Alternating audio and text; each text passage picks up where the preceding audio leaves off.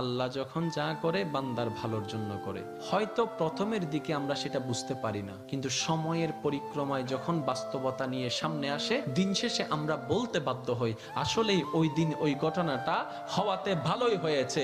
আল্লাহ কখনো বান্দার ক্ষতি চাই না। আল্লাহ যদি ক্ষতি চাইতেন সকালের নামাজ না পড়ার কারণে কান্না করে দিতে পারতেন, যদি আল্লাহ ক্ষতি চাইতেন দুপুরে নামাজ না পড়ার কারণে ল্যাংড়া করে দিতে পারতেন। আল্লাহ সেটা চান না। আল্লাহ চাই বান্দার সব সময় ভালো। আর মা তো দেখেন জন্ম দেওয়ার কারণে সন্তানের তো অপরাধ করার পরও মা সন্তানের প্রতি কতই ভালোবাসা, কতই মায়া, বাবার কাছ থেকে সন্তানের পিঠকে বাঁচাই ফেলছে, এরকম হাজারো মা আছে ওই মায়ের জন্য। কিন্তু আল্লাহ পাক রব্বুল আলামিন বান্দার উপর কতটুকু ভালোবাসে দিয়েছেন সেটা আমরা বান্দারা বুঝতে পারি নাই বলে শয়তানের ফাঁদে বারবার পা দিয়ে আটকাই যাচ্ছি। মনে রাখবেন, মনের মধ্যে কথাটা বসাই ফেলবেন, আল্লাহ যখন যা করে বান্দার ভালোর জন্যই করে। একদিন না একদিন সেই ভালোটা আপনার বিবেকে এবং মনে প্রমাণ হয়ে সামনে চলে আসবে। আমি বুঝাতে চাচ্ছি আমাদের সাথে সবচেয়ে কানেকশন কার বেশি ভালো থাকতে হবে, বান্দা হিসাবে আল্লাহর, উম্মত হিসাবে নবী রাহমাতুল লিল আলামিনের সুন্নাহ। এখানের ভিতর যে কেউ চাইলে জীবন সাজাই ফেলতে পারবে। আমি বলছি যে কেউ, anybody, you can do it, not impossible. Because impossible শব্দটাকে যদি একদম ভালো করে গভীরভাবে দেখেন, সেখানের ভিতর আপনি আশ্চর্যভাবে একটা জিনিস দেখবেন। ইম্পসিবল একটু যদি ডিফাইন করেন, ভাগ করেন, দেখবেন আই এম পসিবল। ইম্পসিবল, পসিবলকে আলাদা রাখেন, আই এম কে আলাদা রাখেন। I am possible. ইম্পসিবল শব্দটাই আপনাকে জানান দিচ্ছে আমি অসম্ভব নই, যদি রবের রহমত থাকে আমি তোমার জন্য সম্ভব।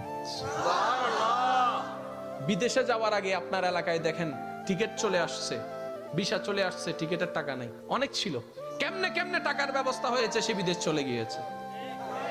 এখানে অনেক ব্যবসায়ী আছে, ব্যবসা শুরু করার সময় সেই পরিমাণ টাকা ছিল না, কেমনে কেমনে ব্যবসা শুরু হয়েছে। এটা কেমনে কেমনে, রব বলে এটা কেমনে কেমনে নয়, একটু আমার দিকে তাকা, এমনে এমনে এমনে এমনে এমনে এমনে। তাহলে আপনার কাছে যদি আপনার রব থাকে, আপনার টেনশন কি? আপনার দুই নাম্বারই করার তো কোনো দরকার। এই রমজানকে সামনে রেখে অনেকে দ্রব্যমূল্যের দাম বাড়ানোর জন্য কত চালাকি করছে, গুদামজাত করছে। আমি তাদের উদ্দেশ্যে শ্রদ্ধার সাথে একটা কথা বলবো, ভাইয়া জীবনে হয়তো অনেক করেছেন, আপনি এই কারণেই করছেন 2টা টাকা 5টা টাকা লাভ বেশি হবে।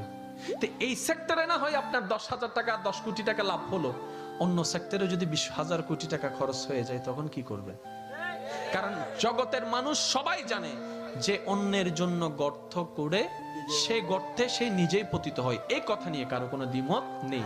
যে অন্যের কষ্টের কারণ হয় সে নিজের জীবনে কষ্টকে দাওয়াত দেয়, এই কথা নিয়ে কারো কোনো দ্বিমত নেই। আপনি ধর্মের কথা বাদ দেন, একজন মানুষ হিসেবে চিন্তা করে দেখেন, যারা কোটিপতি তারা বাজারে যাচ্ছে না, অফিস থেকে টাকা দিয়ে দিচ্ছে, ঘর থেকে স্লিপ দিয়ে দিচ্ছে, ফোন করলে বাজার চলে আসতেছে, হিসাবও নিচ্ছে না। কিন্তু আমাদের মতো যারা গরিবরা আছে, দিনে এনে দিনে খায়, অল্প কিছু টাকা ইনকাম করে সেখান থেকে কিছু ভাগবটারা করে চাউল নেই,